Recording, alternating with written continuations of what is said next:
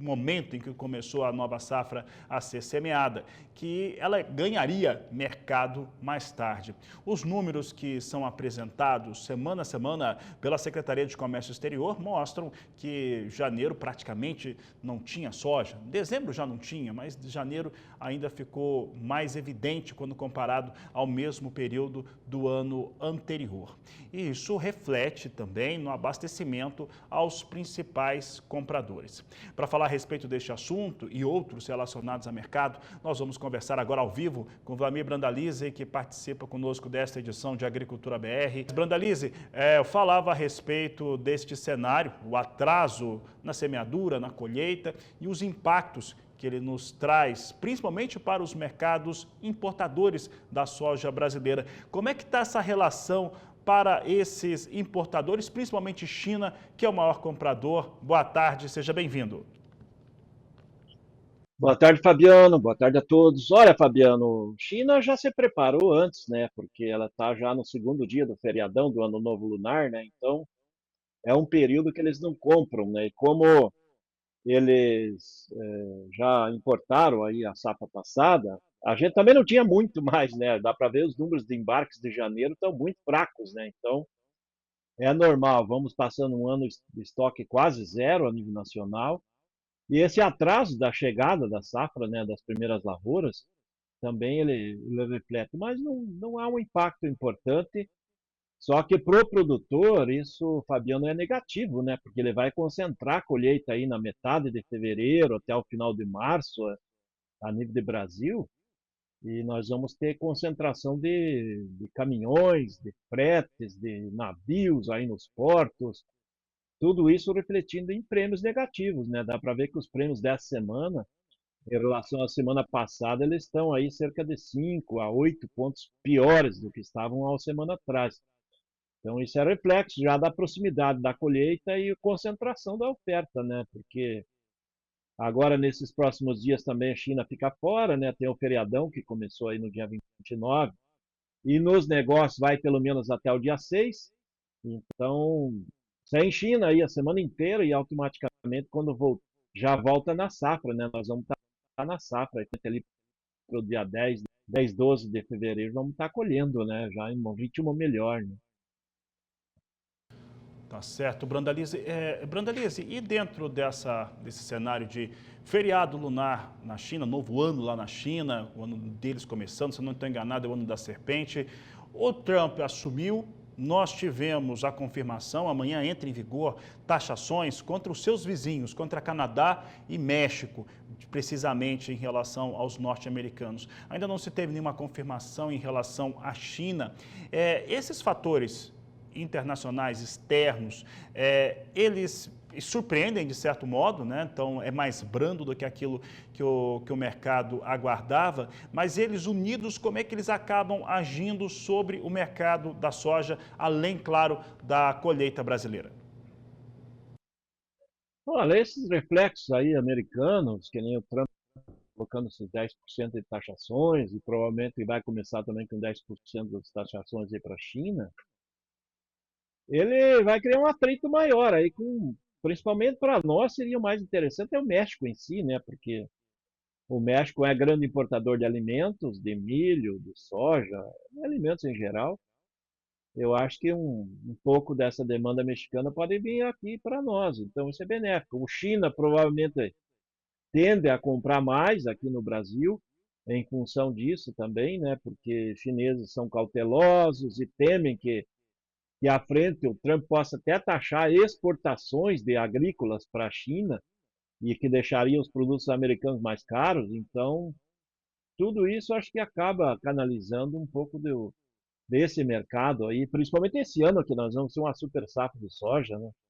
E provavelmente depois de uma boa safra de milho, nós temos que ter uma liquidez melhor lá fora, né? Então, eu acho que o Trump ele veio para ajudar a dar fluxo e liquidez para essa safra, principalmente que nós vamos ter aí março e abril muito ofertados, e é um momento muito crítico para o produtor, né? Porque vai ter muita oferta e fretes caros, prêmios baixos, tudo que não é bom para o produtor, né? Aí, Brandalize, eu vou refazer essa pergunta que a equipe colocou na tela, se num cenário como esse, é possível enxergar algum tipo, e pensando num produtor, né, que tem ainda muita soja para vender, até teve em alguns momentos uma acelerada na comercialização, mas não é o padrão, né? Ainda tem muita soja para ser negociada. É possível ver ainda alguma recuperação para preços de soja, porque em teoria, na boca da colheita, isso não costuma ocorrer. Agora, da tendência de agora em diante é difícil recuperar a cotação, né? Principalmente porque com a proximidade da colheita é normal nós termos prêmios mais negativos. Mas eu acho que quando a China voltar do feriadão, o mercado de Chicago, que está aí liquidando nessa semana, está com a pressão de baixa nesses últimos dois pregões, eles vão trazer mais demanda, provavelmente, e o mercado de Chicago, a fase de alta dele está começando agora. Eu acho que Chicago ainda tem fôlego para passar de US$ 11. Aí para frente nós vamos ver provavelmente o produtor americano aumentando a área de milho em cima de áreas que tinham soja, ou seja, há uma expectativa que venha a cair a área de soja americana dessa nova safra. E são fundamentos bons aí para dar suporte nas cotações. Fabiana, e a gente tem que analisar o complexo dos alimentos, dos grãos, como um todo quando a gente vê a soja. Porque a gente vê a soja não tem falta de soja no mundo. Mas a gente tem falta de milho e tem falta de trigo.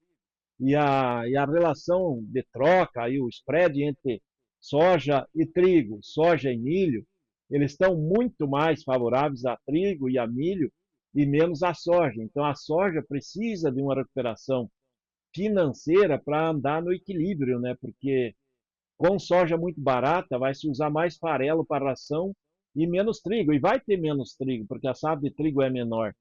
E no caso do milho também, a relação milho e soja, que o normal é 2,2, 2,4 bucho de milho para uma da soja, hoje ele está aí muito perto do 2, né? Então, também muito favorável. Eu acho que essa relação vai fazer o investidor trazer um apelo um pouco melhor aí para a soja, depois, principalmente depois do feriadão chinês, aí mais para o meio de fevereiro em diante, mesmo que a gente esteja aqui na colheita, né? Porque o reflexo maior da colheita vai ser mais em cima de fretes mais caros e prêmios mais baixos. Chicago, provavelmente, parte dessa safra já está absorvida, então ele vai olhar por outros fatores também, né? Brandalize, durante esta semana, nós tivemos algumas pontuações, e eu vou pegar carona da sua primeira resposta, quando você falou a respeito do bloqueio, né, essas barreiras que nós tivemos para Canadá e México, pensando principalmente em México e milho, a precificação do milho brasileiro. Né? Esse milho ele é mais caro que o americano e tem toda a questão logística que não precisa nem comentar. Além dos Estados Unidos estarem do lado, ela é muito eficiente, né, entre os dois países.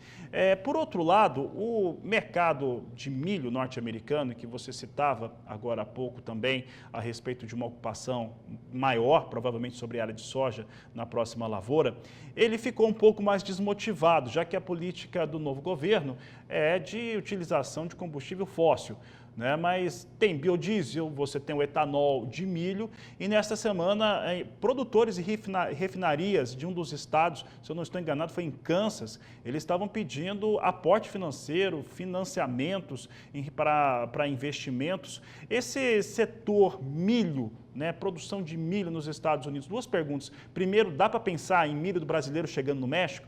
E segundo, esse setor do milho não ficou um pouco menos forte, talvez um pouco mais fragilizado após essas decisões que foram tomadas?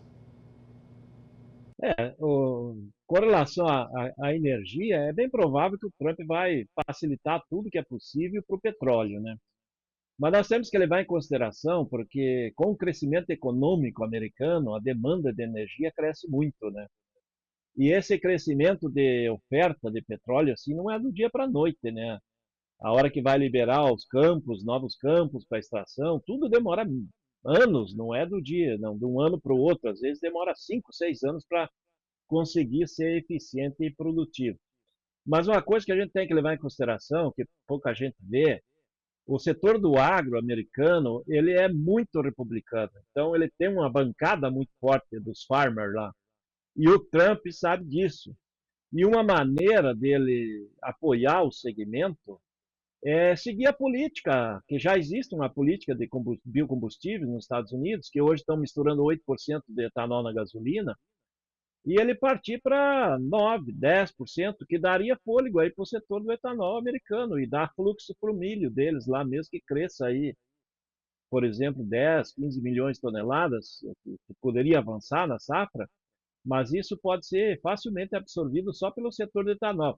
E uma coisa que a gente tem que levar em consideração com relação a milho é que provavelmente os americanos vão taxar a importação de carnes também, né? Então, isso vai estimular a produção interna, né? E vai demandar mais milho. Então, tudo isso a gente tem que levar em consideração quando a gente pensa no milho e o volume maior de milho americano é para consumo local, né? Eles exportam 50 e poucas milhões de toneladas, talvez 60, do universo de 380 milhões. Então, o impacto geralmente sempre é maior quando olha para a demanda local, né? Demanda local é etanol, que deve passar de 140 milhões de toneladas, com possibilidade de saltar acima de 150 com facilidade, porque eles têm capacidade de indústria ociosa.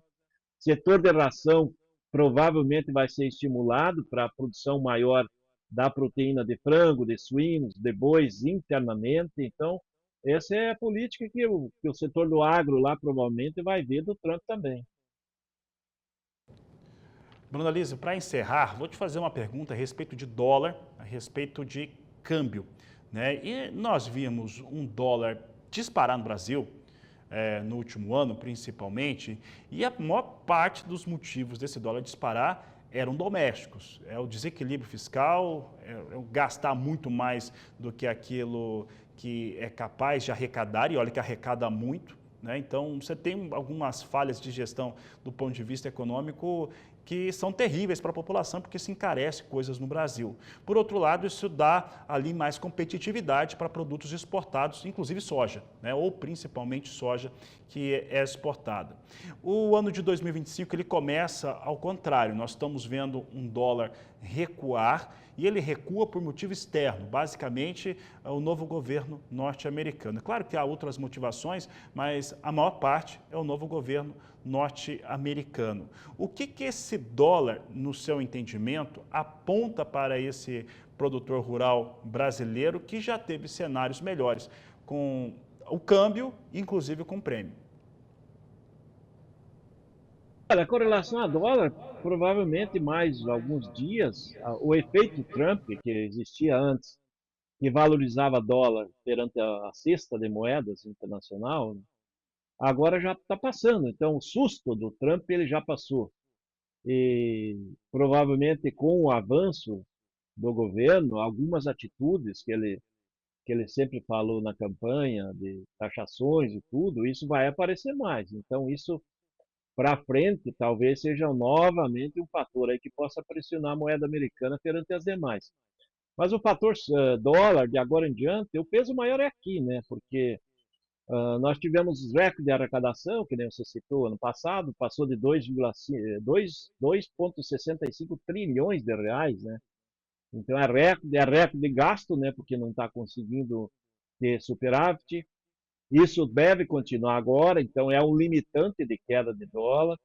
O dólar, sim, acima de 4,10, 4,20, que ele andou trabalhando, de 6,10, 6,20, 6,30 que chegou a trabalhar, ele estava muito valorizado. O ano passado ele cresceu quase 25%, e esse ano ele já começou caindo, aí já está mais de 5% de baixa, né? Então, ele está buscando uma base, né? Ele está buscando um suporte, e esse suporte pode ficar entre 4,60, 4,80 nessa janela, e acaba ainda beneficiando o produtor, né? Principalmente depois de abril, quando a gente passar a fase de maior oferta aí nos portos, de pressão negativa de prêmios, aí o mercado de câmbio provavelmente vai estar um pouco mais tranquilo e aí está favorecendo o produtor, né? Porque também o câmbio muito alto acaba inflacionando o custo dos insumos, né? Então, ele atrapalha a vida do produtor, né? O produtor pegar insumos aí com dólar a 6 e pouco, ele deixa o custo de produção muito alto e qualquer problema climático, né, que nem teve aí no sul do Mato Grosso do Sul, em que o produtor colheu muito pouco, o rombo é muito grande, né? Fica um estrago muito grande. Quando você pega um câmbio um pouco menor, você tem um custo de base de insumos um pouco mais baixo, então se corre um risco menor, né? Mas a tendência é não cair muito não, porque o governo aparentemente vai seguir a mesma lógica, né? Então, o produtor ele tem que ficar cauteloso. O que a gente tem recomendado para os clientes é procurar não se endividar muito em dólar, né? Porque a moeda americana ela recua, ela não tem a garantia de seguir nessa linha. Dá para ver que o próprio Banco Central não acredita muito no governo, né? Porque aumentou os juros e já deu sinais que vai aumentar de novo em março. Então, isso é fator aí que a parte administrativa do país ela não está tendo confiança, né?